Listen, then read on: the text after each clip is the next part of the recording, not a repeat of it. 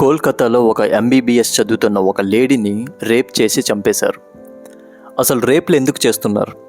అమ్మాయి అందంగా హాట్గా కనిపిస్తుందనా?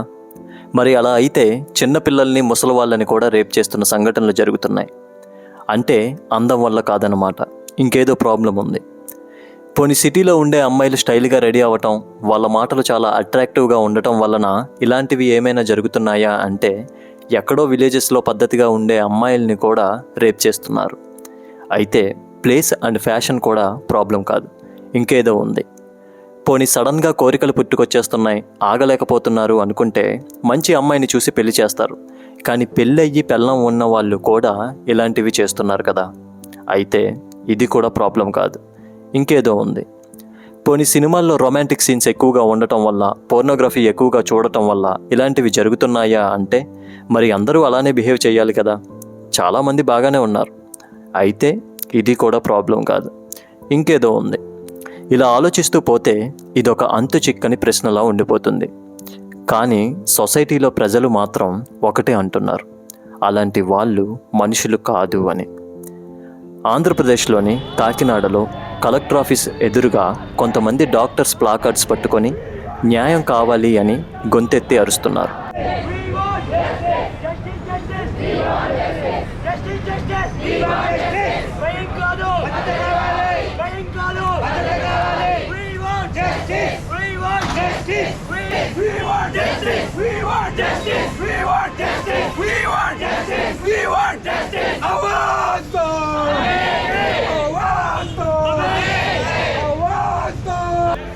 రోడ్డు మీద వాళ్ళు ర్యాలీ చేస్తున్నప్పుడు కొంతమంది వాళ్ళందరూ ఎందుకండి ర్యాలీ చేస్తున్నారు, వాళ్ళకి గవర్నమెంట్ నుండి జీతాలు పడట్లేదా అని అడుగుతున్నారు.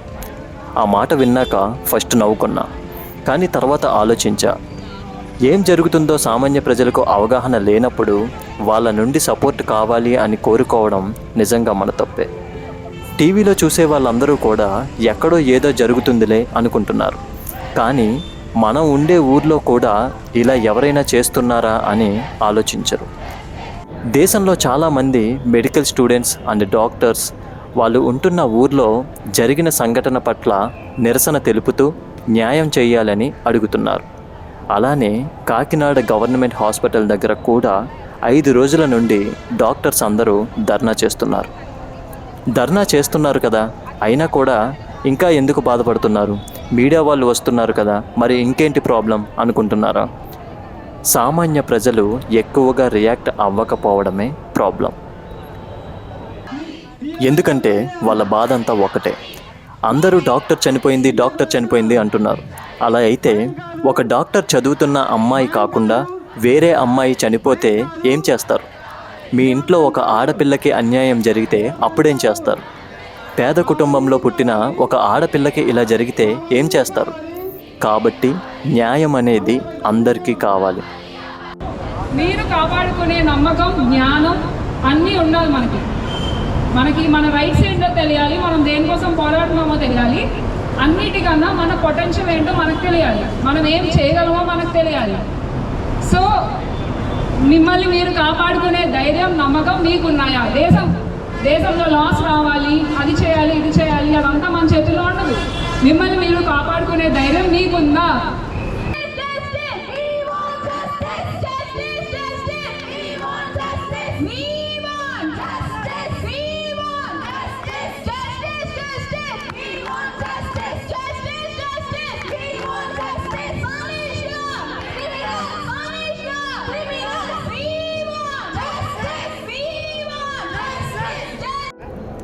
సరే, ఇదంతా కాదు. పోనీ డాక్టర్ అని అంటున్నారు కదా.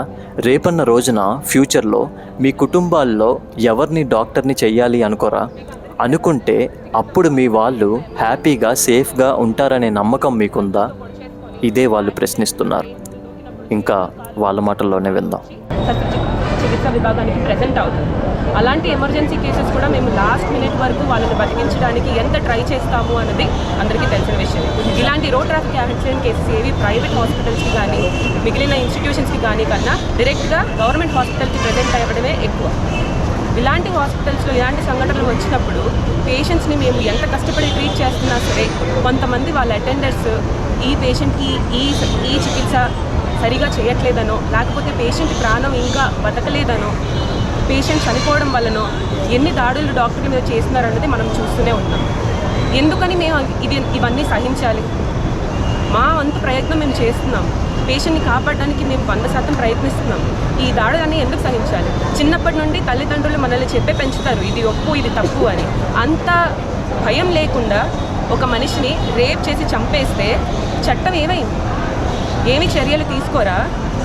బేటీ పడావ్ బేటీ బచావ్ అని చెప్పారు. బేటీ పడి పర్ బచీ నహి అంటే ఆడవాళ్ళని చదివించడం వల్ల అవేర్నెస్ వస్తుంది, దానివల్ల నలుగురు బాగుపడతారు అని చెప్పారు.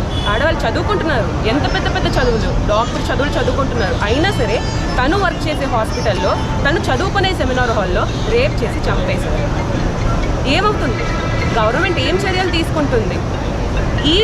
ఇలా రేప్ జరిగింది అన్న దాని మీద ప్రొటెస్ట్ చేస్తూ కొంతమంది ఒక 500 నుంచి 1000 మంది డాక్టర్ల వరకు ఆ హాస్పిటల్లో కూర్చొని సైలెంట్ ప్రొటెస్ట్ చేస్తుంటే, సాయంత్రం పూట లేదా రాత్రి పూట 7000 మందికి పైగా వచ్చి వాళ్ళ మీద దాడులు చేస్తున్నారా? ఏ ధైర్యం వచ్చిందండి వీళ్ళందరికీ ఇలా దాడులు చేయడానికి? చట్ట ప్రకారం అయితే ఒకరు ఆత్మహత్య చేసుకోవడం కూడా నేరమని చెప్పారు. అంటే a person is not allowed to take his or her own life. అలాంటిది వేరే వాళ్ళు ఎవరో వచ్చి వేరే వాళ్ళని ఎలా చంపేస్తారు? రీజన్ లేదు. అలా అని చట్టం ఏ చర్యలు కూడా తీసుకోవట్లేదు. భయం ఎందుకు ఉండట్లేదండి? ఒక మనిషి ప్రాణం తీయడం అనేది అంత సులువా? ఒక మనిషిని బతికించడం ఎంత కష్టమో తెలుసా? అంత సులువుగా ఒక మనిషి ప్రాణం తీసేస్తుంటే దానికి చర్యలు లేవా?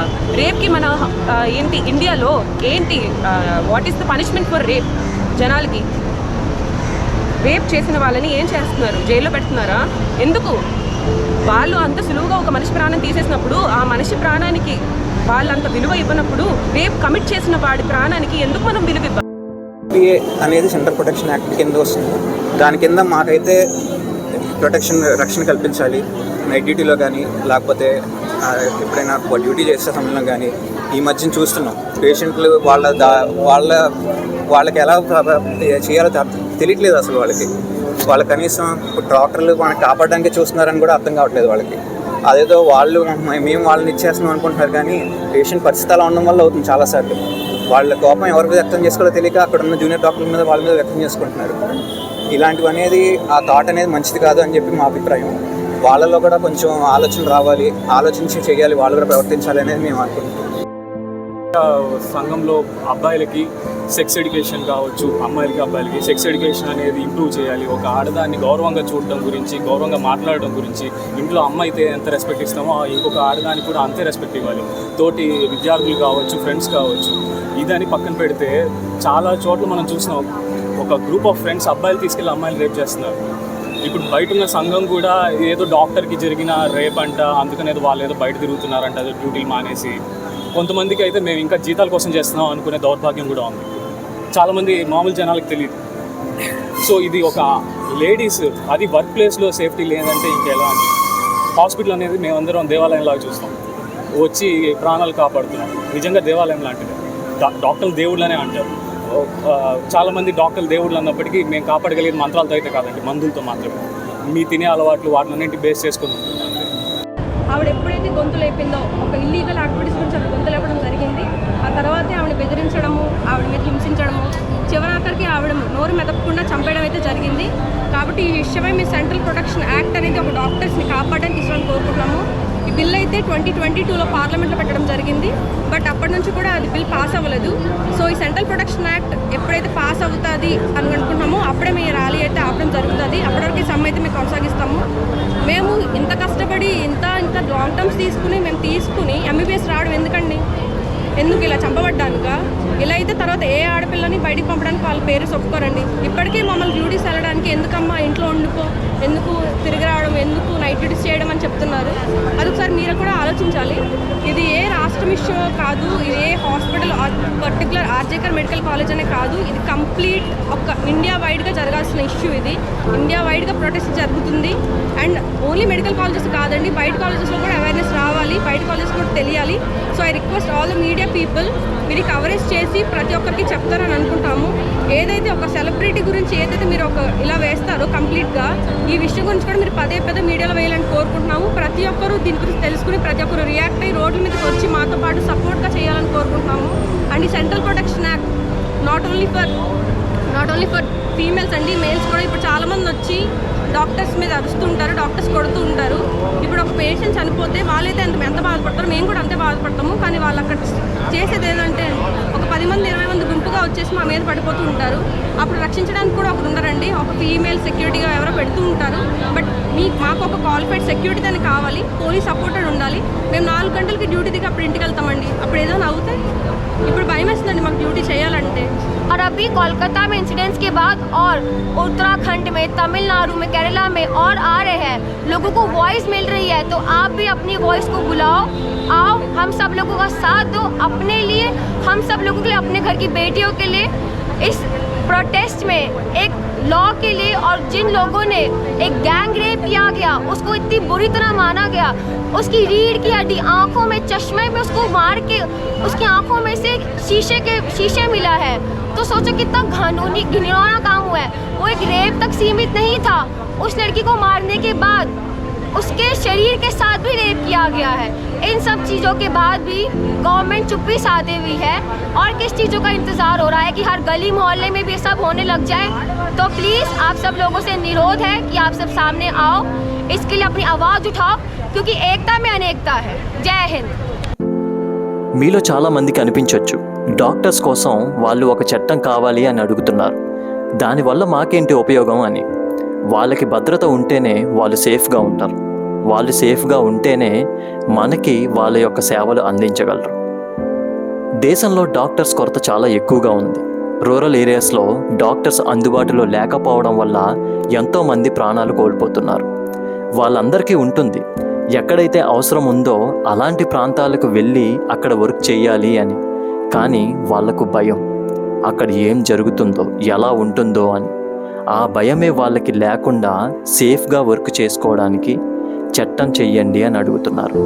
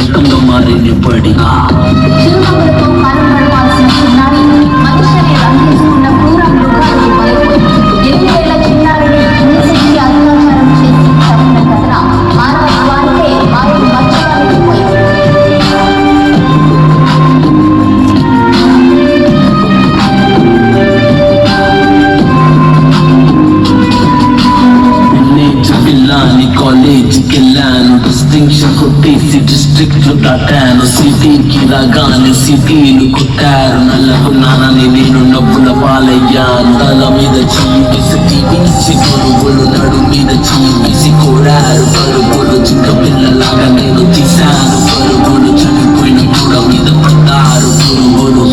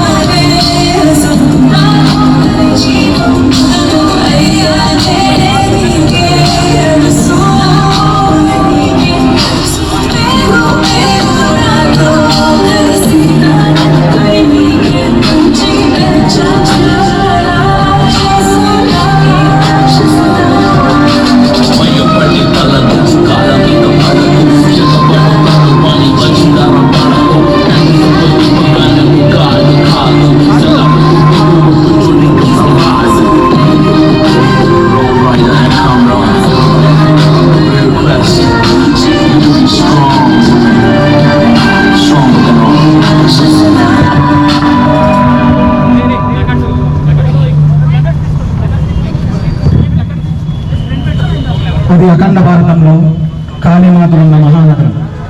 కాలేజ్కి ఏమో వందల చరిత్ర. కాలేజ్ డ్యూటీలో అలసిపోయిన ఒక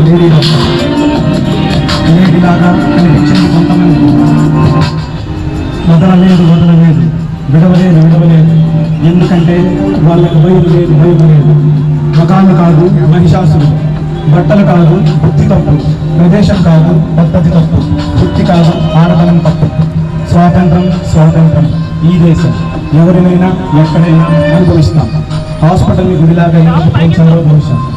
జీవం ఉంటే గురువుల దేవతలు కూడా వదిలిపెట్టలేదు. కరుణించు కాళీమాత, ఖండించు న్యాయమాత. ఎందుకంటే వీళ్ళు మతాలు కాదు మహిషాసురులు.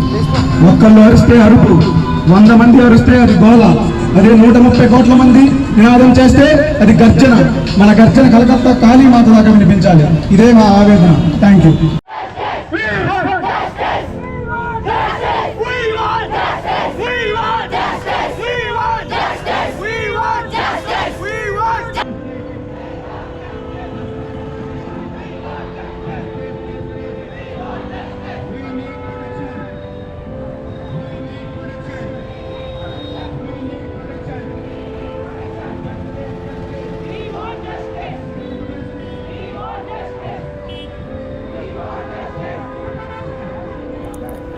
అసలు మనం ఈ కోల్కతాలో డాక్టర్ చనిపోయారని రియాక్ట్ అవుతున్నాం.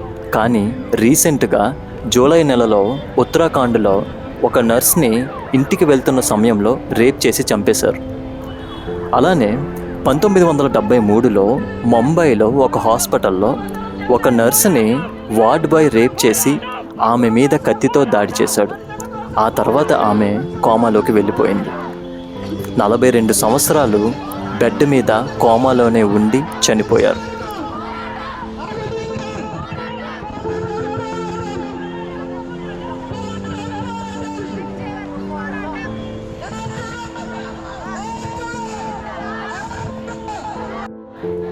చాలామంది సోషల్ మీడియా ప్లాట్ఫామ్స్లో ఏమంటున్నారు అంటే, పోర్నోగ్రఫీ సైట్స్ బ్లాక్ చేస్తే ఇలాంటివి కంట్రోల్ చేయొచ్చు అంటారు. లేదంటే అరబ్ దేశాలలో ఉన్నట్టుగా మన దేశంలో కూడా రూల్స్ పెట్టాలి, తప్పు చేసిన వాళ్ళని రోడ్డు మీదే కాల్చిపడేయాలి అంటున్నారు. ఇంకొంతమంది సెక్స్ ఎడ్యుకేషన్ మీద అవేర్నెస్ పెంచాలి అంటున్నారు. ఇంకొంతమంది అయితే అసలు తప్పంతా పేరెంట్స్దే, వాళ్ళు మగపిల్లలకు చెప్పట్లేదు, అసలు ఒక ఆడపిల్ల పట్ల ఎలా బిహేవ్ చేయాలి, ఎలా ఉండాలి అనేది అని అంటున్నారు. ఎవరైతే ఈ వీడియో చూస్తున్నారో అసలు మీకేమనిపిస్తుంది? ఈ వీడియో చేసిన నేను డాక్టర్ని కాదు, అయినా కూడా స్పందించి వాళ్ళకి సపోర్ట్ చేయడానికి వెళ్ళాను. అందరూ పనులు మానుకొని రోడ్ల మీదకు వచ్చి వాళ్ళకి సపోర్ట్ చేయాలనే రూల్ ఏం లేదు. మనకి కావాల్సింది సేఫ్టీ ఫర్ ద ఉమెన్. అది సాధించడానికి మనం ఎలా సపోర్ట్ చేసినా అది మంచిదే.